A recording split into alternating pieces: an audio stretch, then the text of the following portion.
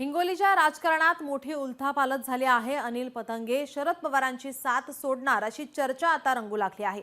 अनिल पतंगे आपल्या समर्थकांसह राष्ट्रवादी काँग्रेसमध्ये पक्षात प्रवेश करणार असल्याची माहिती समोर येते। हिंगोलीत शरद पवारांना मोठा धक्का बसण्याची शक्यता।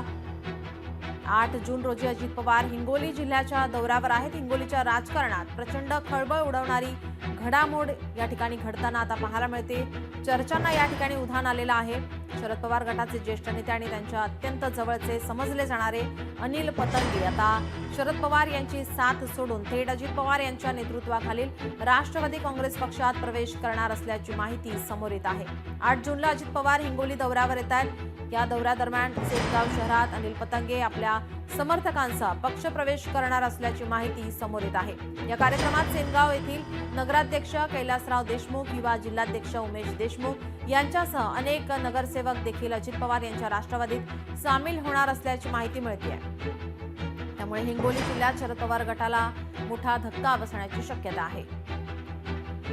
येणाऱ्या 8 तारखेला दुपारी 2 ते 3च्या दरम्यान आयोजित आम्ही शेनगाव येथे विखे मंगल कार्यालय येथे पक्षप्रवेश सोहळा आणि कार्यकर्त्याचा मेळावा आयोजित केलेला आहे। सगळ्यात महत्त्वाचा विषय असा आहे की सोबत आमच्या शेनगाव नगरपंचायतचे नगराध्यक्ष असतील, उपाध्यक्ष असतील, माजी नगराध्यक्ष असतील, नगरसेवक ही सर्वच मंडळी, जिल्हा परिषदचे आमचे जे पदाधिकारी अगोदरच्या स्थानिक स्वराज्य संस्थेमध्ये होते ते असतील, पंचायत समितीचे सदस्य असतील, असंख्य सरपंच वगैरे मंडळी आम्ही सर्वच जण येणाऱ्या काळामध्ये पक्षप्रवेश सोहळा करणार आहे।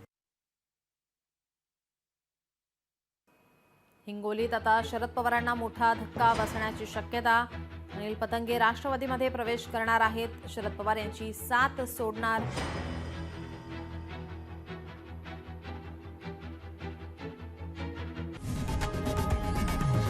लोकशाही मराठी ऐका, पहा, जागरूक रहा।